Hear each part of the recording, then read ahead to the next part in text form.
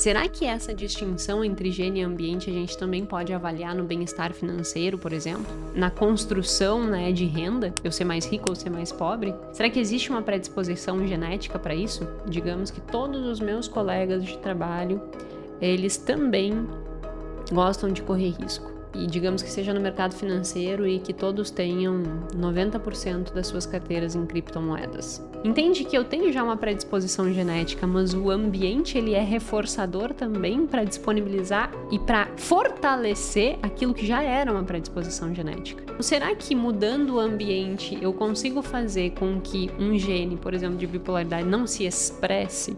E eles queriam avaliar o que determinava essa relação: genética, ambiente compartilhado ou ambiente não compartilhado. A única coisa que mostrou-se significativa foi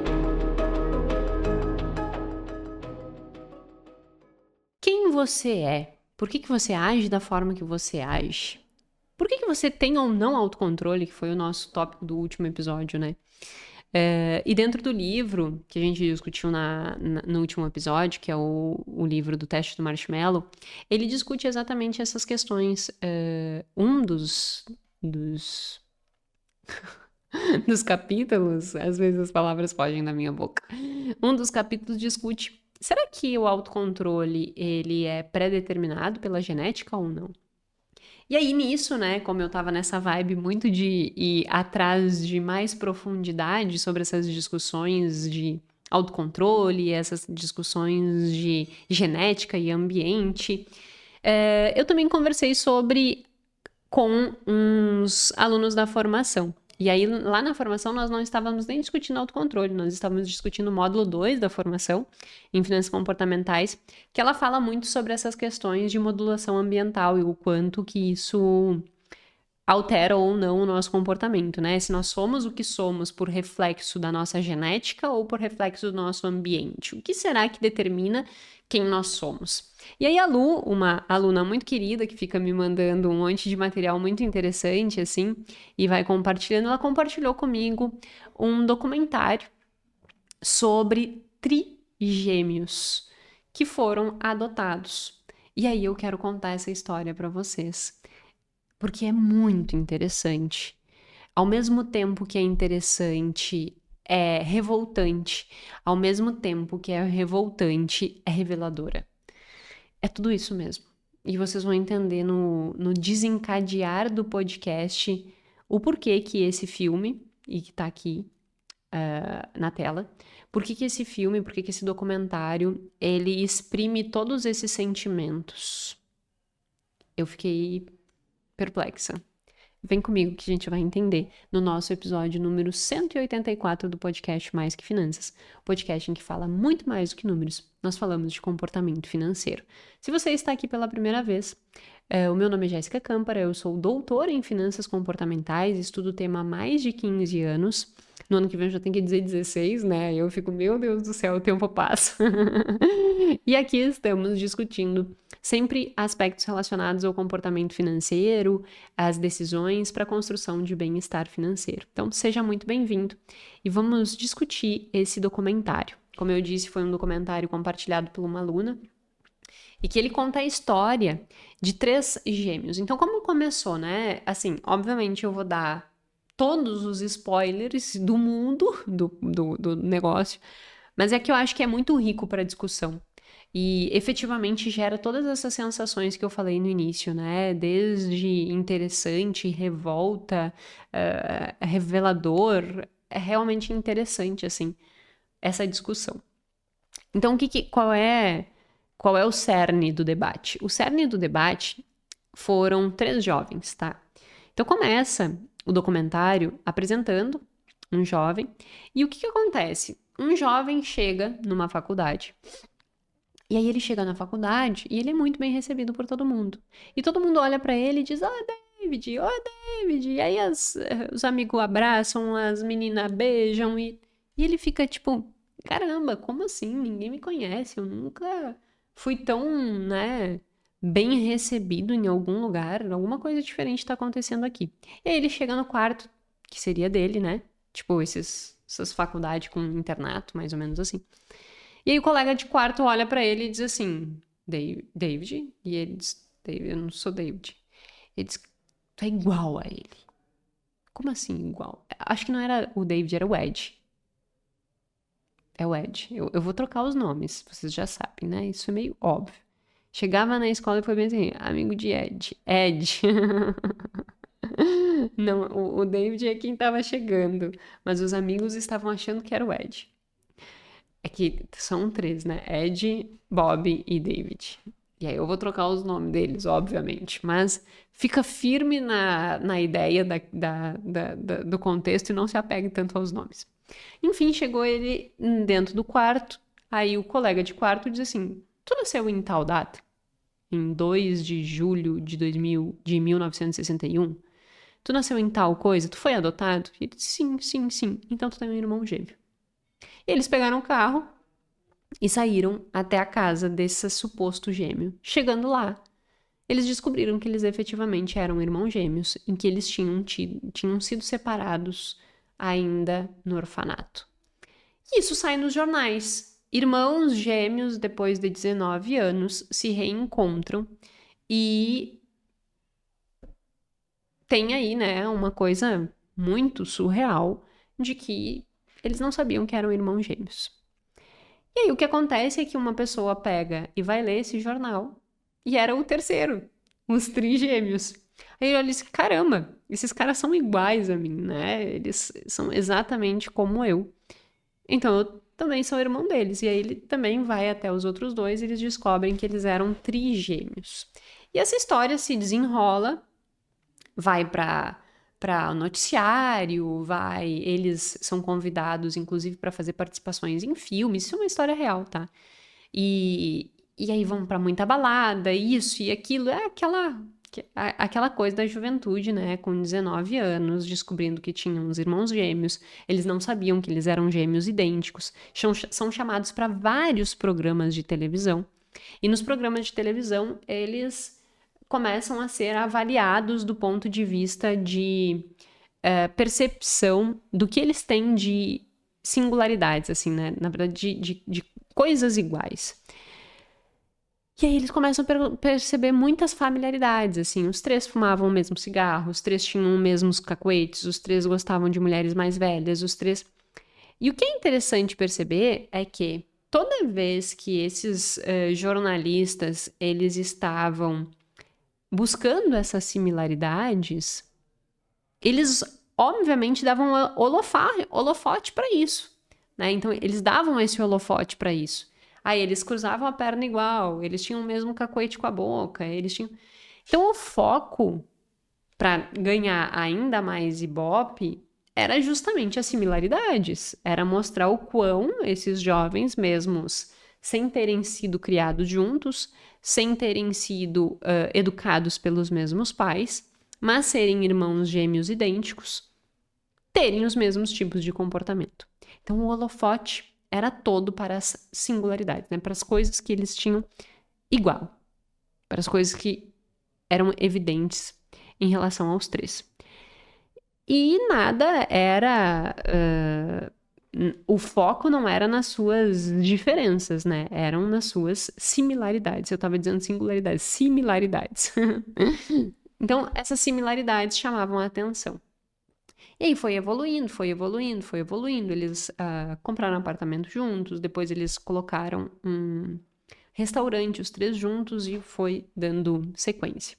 Só que daí nessa fase começou as coisas a ficarem um pouquinho nebulosas. Como assim nebulosas?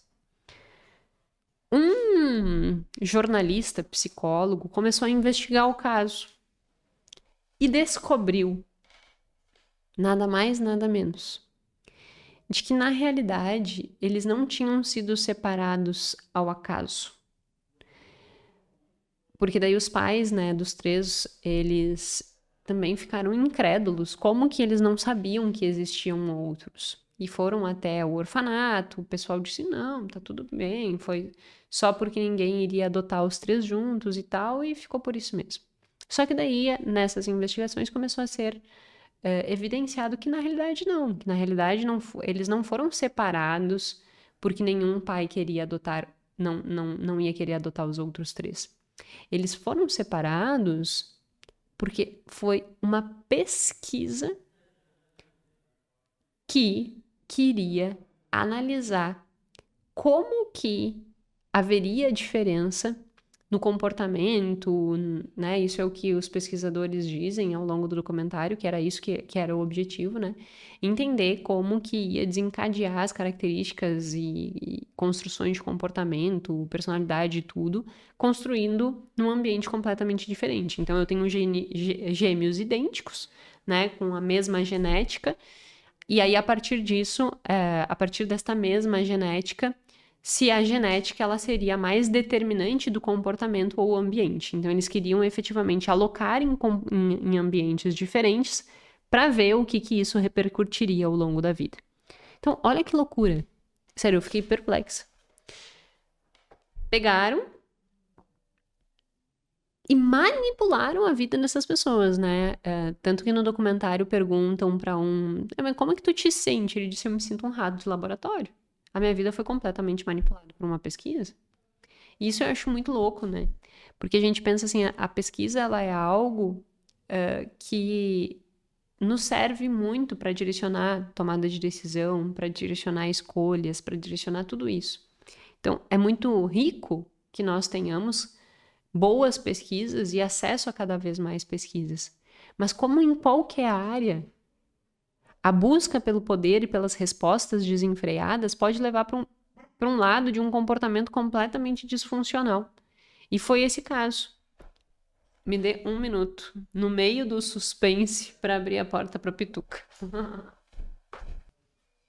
A Pituca, para quem não conhece a Pituca, essa é a Pituca. Pituca vem um cachorrinho.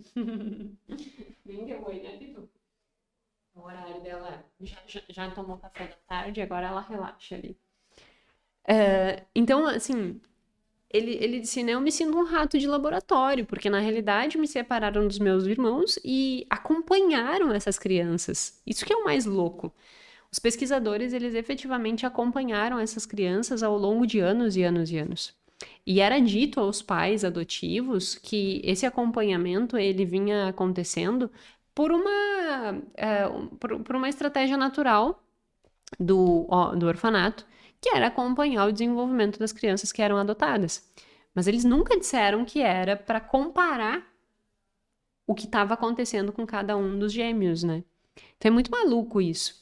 E a coisa vai piorando, porque parece que eles não só separaram os gêmeos para que eles pudessem acompanhar o desenvolvimento deles, como eles escolheram o tipo de família que eles iriam alocar, inclusive que essas famílias já tinham adotado uma outra mulher e que essas mulheres todas elas tinham naquela data 21 anos. Então não era simplesmente assim, tipo, eu vou separar irmãos gêmeos e eu vou dar para qualquer um adotar. Não.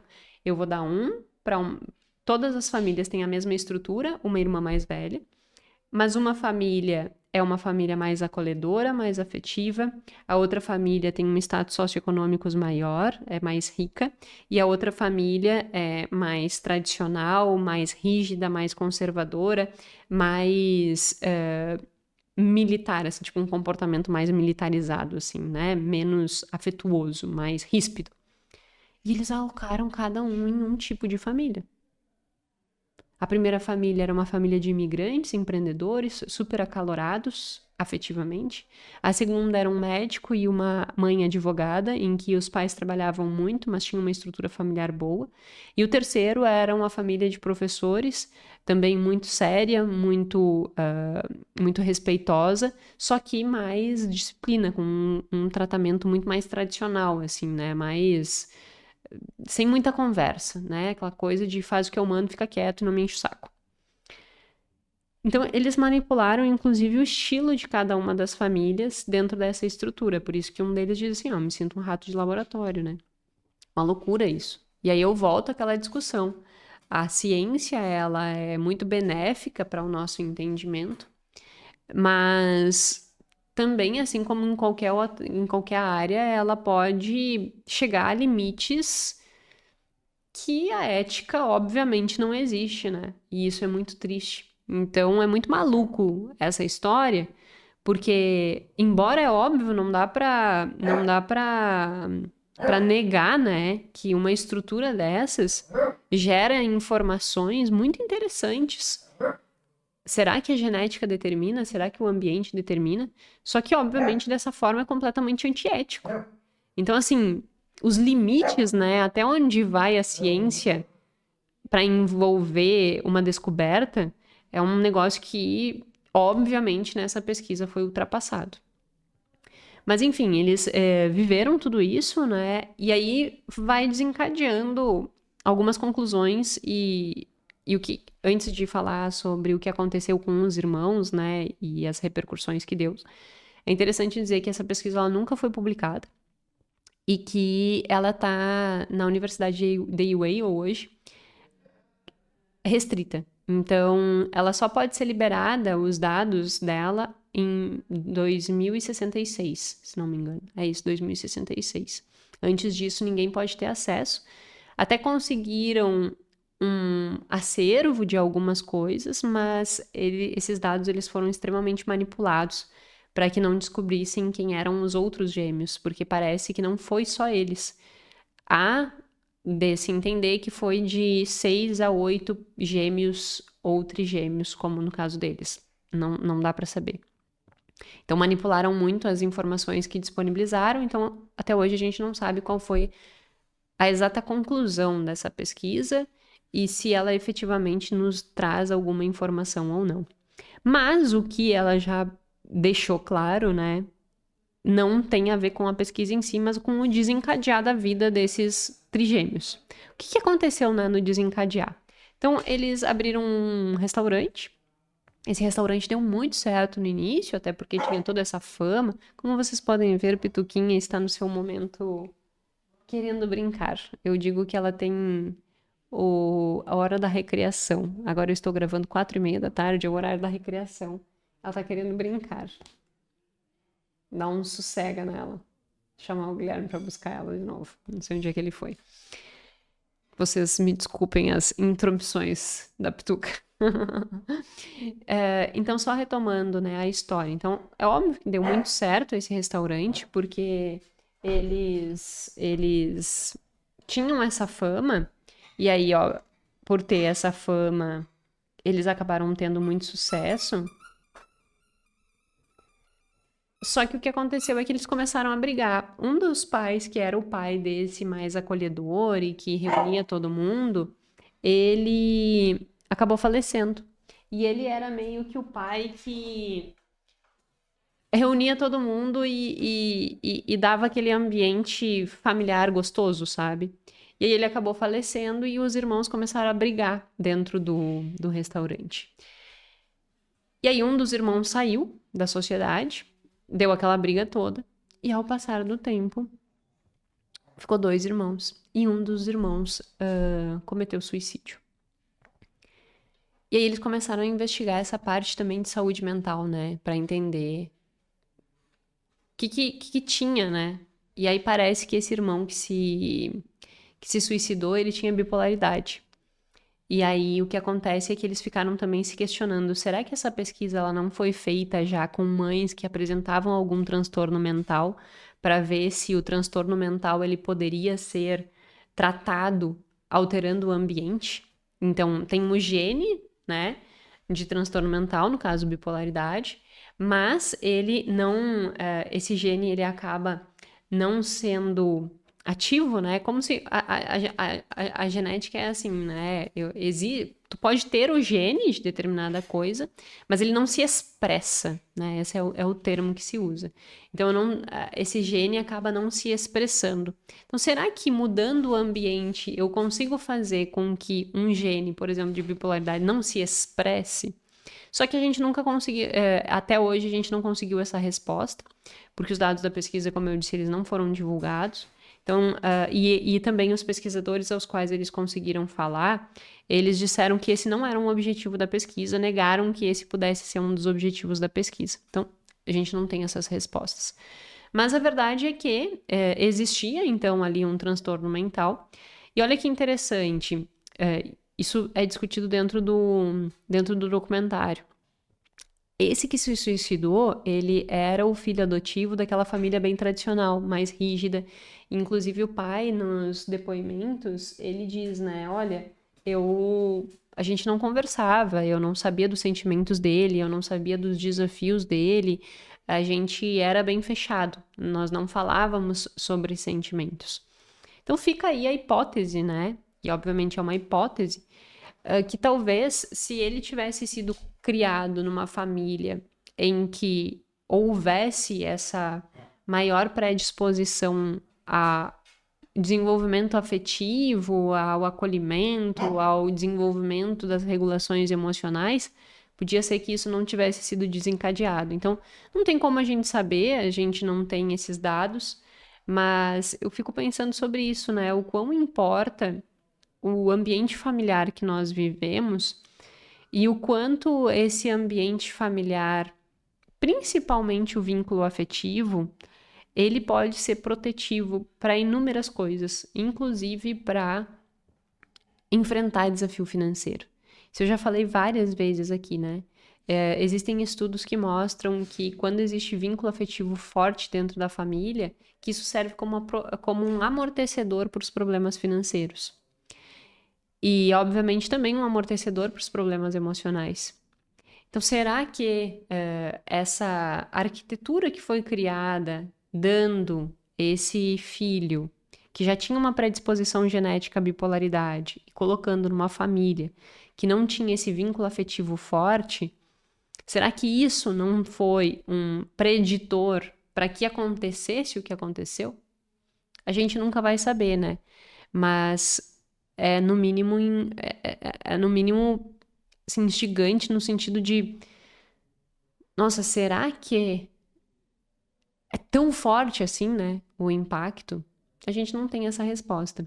Mas, de todo modo, é o que eu disse lá no início, eu acho que é uma pesquisa que é tanto revoltante, quanto intrigante, quanto reveladora. Porque traz esses insights e traz essas reflexões. E aí o que fica dessa reflexão toda é, então será que a genética, ela se sobrepõe ao ambiente? Ou será que o ambiente, nessa construção, estaria se sobrepondo à genética, né? E a gente não tem essas respostas, mas o que se sabe hoje, e aí é isso que eu quero vir agora para a parte prática, saindo do caso, vindo para a parte prática, né? É que a genética ela não é um destino, mas ela determina se tu vai ter ou não sensibilidade. Mas o que vai fazer com que a genética, né, ou seja, que esse gene, ele seja expresso ou não, são os estímulos do ambiente.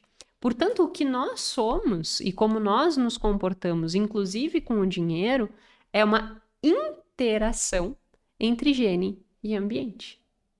Eu não consigo, de forma alguma, extrair uma dessas variáveis da fórmula. Nós somos quem somos pela uma interação entre gene e ambiente. E quando eu falo em ambiente, ambiente é tudo.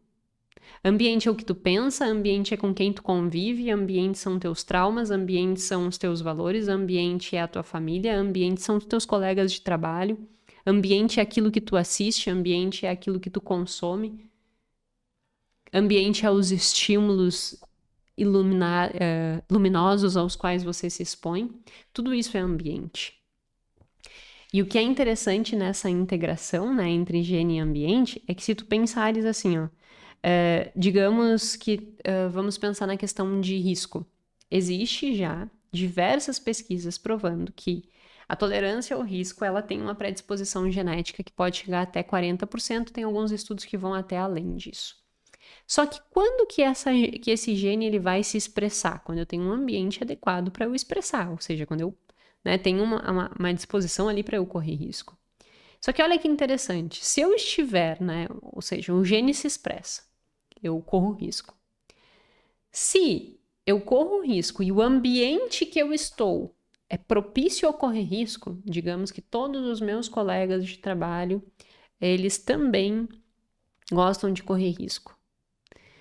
E digamos que seja no mercado financeiro e que todos tenham 90% das suas carteiras em criptomoedas. Entende que eu tenho já uma predisposição genética, mas o ambiente ele é reforçador também para disponibilizar e para fortalecer aquilo que já era uma predisposição genética. Então é como se as coisas elas se retroalimentassem. Então o ambiente ele vai fazer com que um gene seja expresso ou não, e ele também vai fazer com que um gene que já está expresso, ele se fortaleça ou não.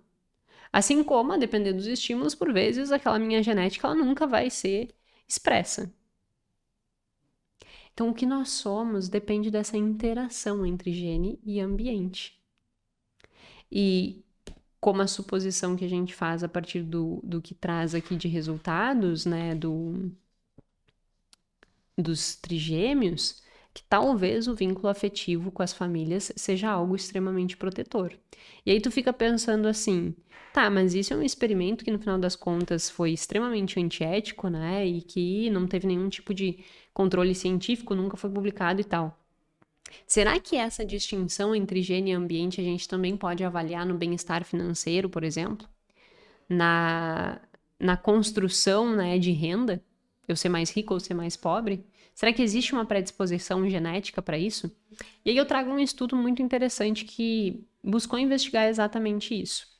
O objetivo do estudo era que eles pudessem avaliar, é um estudo que foi publicado na Frontier, e eles queriam avaliar o impacto da genética e do ambiente igual, no caso da família, e o ambiente não compartilhado.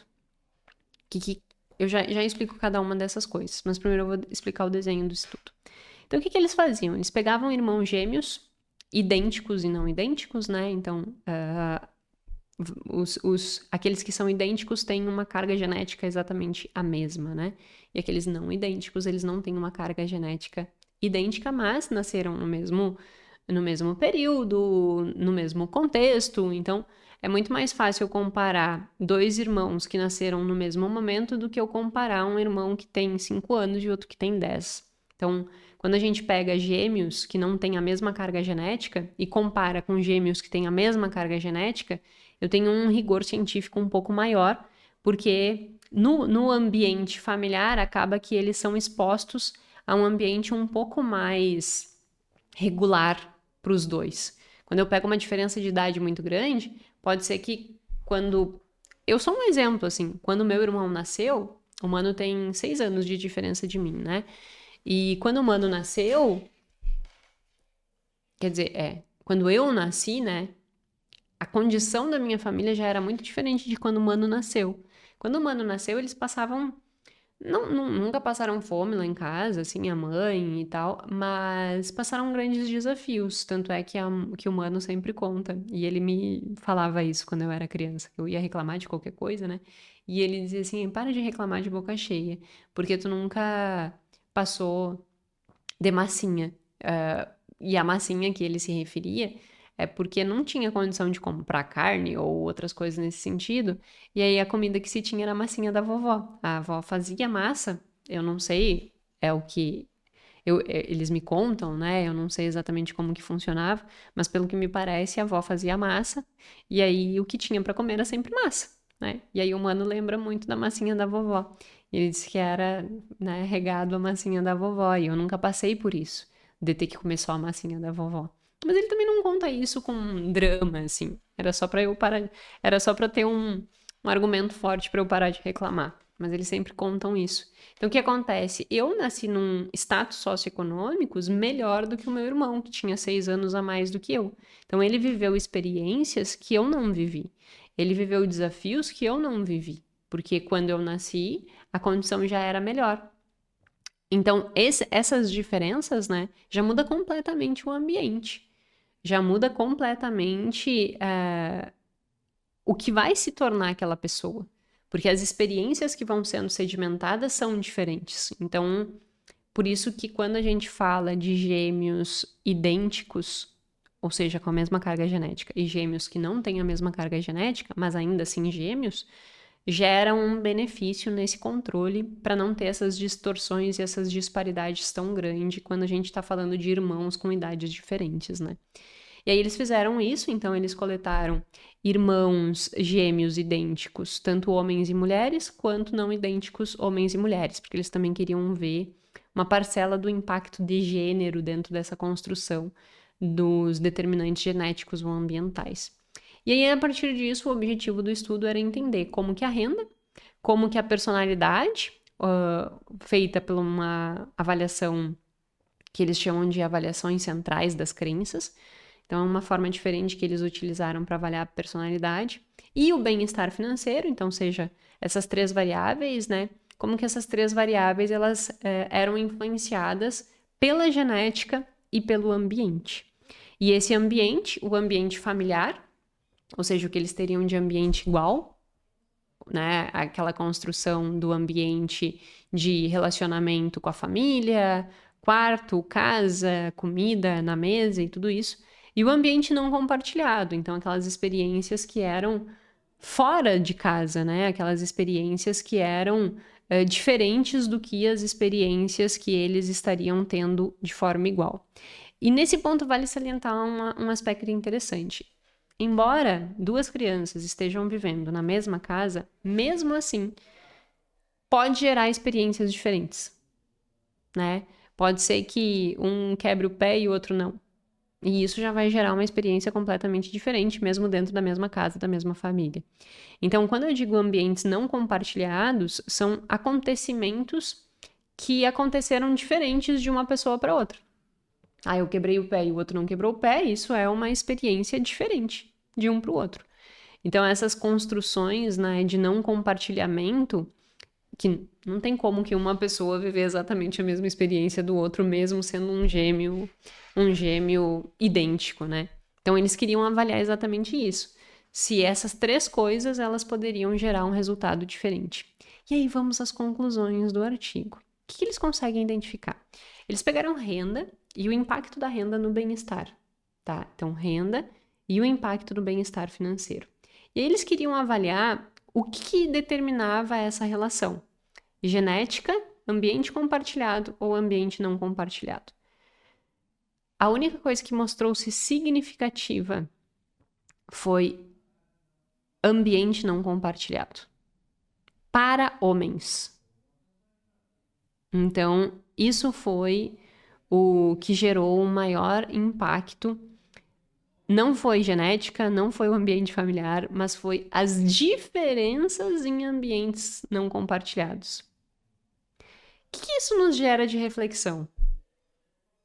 O resultado de cada um de nós, ele não é explicado, quando se fala de gêmeos, por aquilo que nós tivemos igual, mas pelas coisas às quais nós fomos expostos diferentes. Então, isso vai gerar uma diferença na forma com que eu percebo o bem-estar, na forma com que eu percebo que a minha renda atende o meu bem-estar ou não. Do ponto de vista prático, o teu resultado, ele não é simplesmente uma resposta do teu gene e do teu ambiente.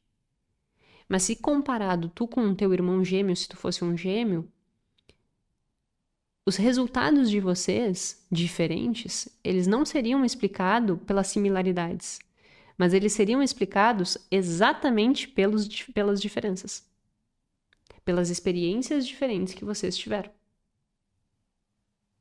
Então, olha que interessante. A depender do estímulo, eu vou ter um resultado diferente, mesmo que eu tenha uma predisposição genética para aquilo.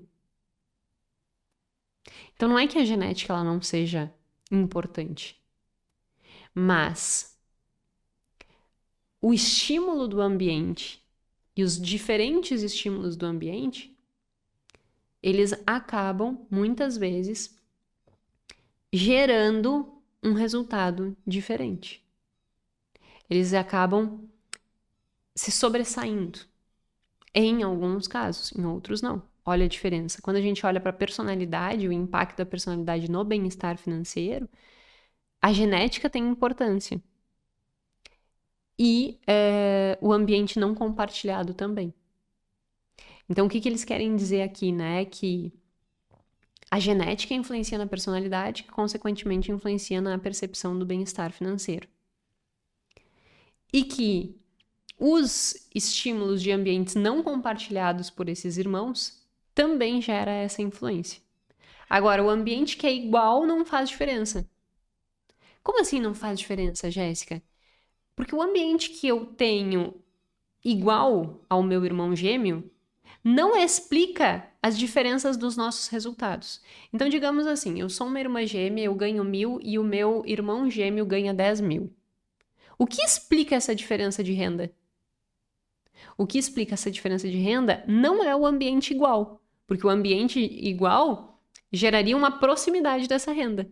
Mas o que explica essa distinção entre as rendas são os ambientes não compartilhados. Agora eu acho que eu me fiz entender. Em resumo e prático, nós temos que entender que os nossos resultados, embora muito influenciados pela nossa genética, não dependem, eu não gosto dessa palavra, né? E nem são determinados. Também não gosto dessa palavra porque parece que a nossa vida ela é determinada, né? Por algum pré-determinada. E na realidade, assim, tudo vai sendo modulado a partir desse ambiente ao qual nós estamos expostos. Então a gente tem que ter muito cuidado, né? A tudo que a gente se expõe. Porque isso vai fazendo com que nós tenhamos comportamentos e reações diferentes e, consequentemente, resultado. Um exemplo muito simples. Eu e o Gui, a gente tem absoluta certeza que nós não estaríamos onde nós estamos hoje, tendo os resultados que nós tivemos e colhendo, né, a vida que nós sempre almejamos, se nós não tivéssemos vindo para Florianópolis. Porque nos tirou completamente de um ambiente que era um ambiente cômodo, de status quo, em que eu tinha todo o suporte familiar, em que eu tinha toda a estrutura ali pronta para me atender, e vim para um ambiente que eu tive que mudar, que eu tive que me reinventar, que eu tive que lidar melhor com os meus próprios vilões, assim, né, com os meus próprios bichos. E eu me melhorei como pessoa. Por quê? Porque eu me expus a um ambiente diferente. E ao me expor a um ambiente diferente, isso desencadeou em mim comportamentos que eu tenho certeza que eu não teria se eu não tivesse mudado de ambiente. Só que isso também não pode ser usado como justificativa para então tá, então o ambiente, ele efetivamente vai fazer toda a diferença na minha vida, então eu tenho que investir um dinheiro que eu não tenho, viver uma vida que eu não posso pagar, porque eu quero viver num ambiente que me estimule. Isso é uma burrice. E isso é muito estimulado na internet. Você precisa experimentar coisas extraordinárias para que você consiga desfrutar desses ambientes e assim tenha motivação para chegar lá. Mentira, porque se tu viver essa vida sem ter condição de pagar por ela, tu entra em escassez. E tu entra na mentalidade de escassez. Preocupação para conseguir pagar as tuas contas. E aí aquele ambiente que era para te beneficiar, te gera só frustração, porque tu te acha péssimo diante daquele ambiente. Então, assim, as coisas elas precisam ir. Não queira dar um passo maior que tua perna. É um ditado extremamente simples, mas que fala muito. Só que também não queira ficar exatamente no mesmo lugar que a tua perna está parada.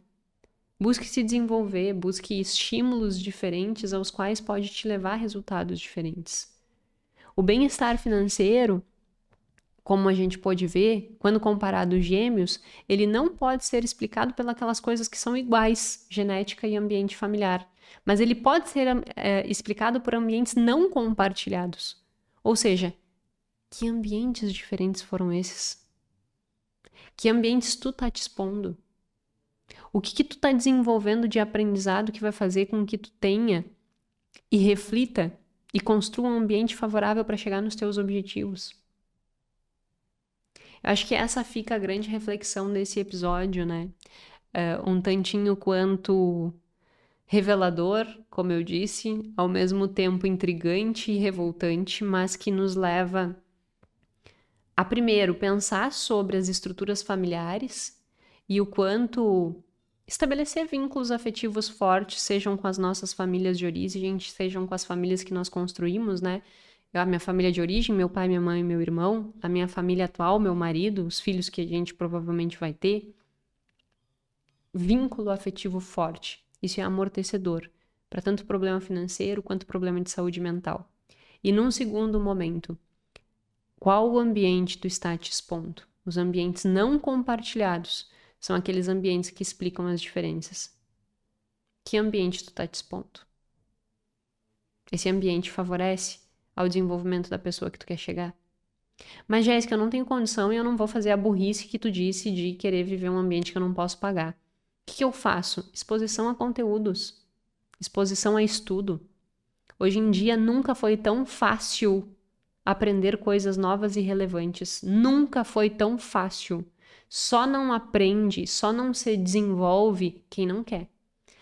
Ou quem não tem ainda essa predisposição de entender que isso é importante para si.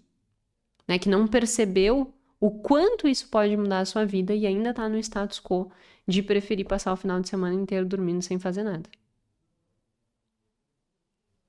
Eu preciso ampliar o que eu vejo. Para que a pessoa saia desse status de não fazer, para estudar, para buscar, para se desenvolver, ela precisa ver o que ela ainda não está vendo. Então, por vezes, não é simplesmente olhar e dizer assim, aquela lá é preguiçosa. Não, talvez ela não tenha nem noção. Então, que você criticamente olhe para você e pense, né? O que está faltando aqui? Que isso vai ser muito positivo. Enfim, acho que é uma reflexão. Eu quis trazer para cá essa discussão, porque realmente esse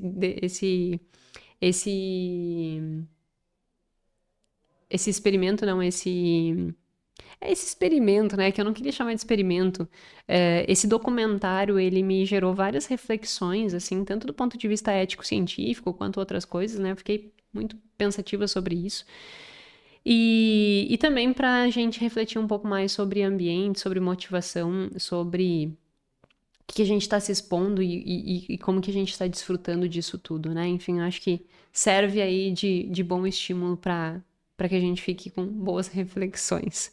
Lembrando que eu falei no último episódio, se você não assistiu, só reforçando, eu vou fazer uma live ao vivo no dia 9/11, em que eu vou apresentar o TAF, que é o treinamento de autocontrole financeiro, com o objetivo efetivamente de construir e fazer com que dinheiro sobre no seu bolso.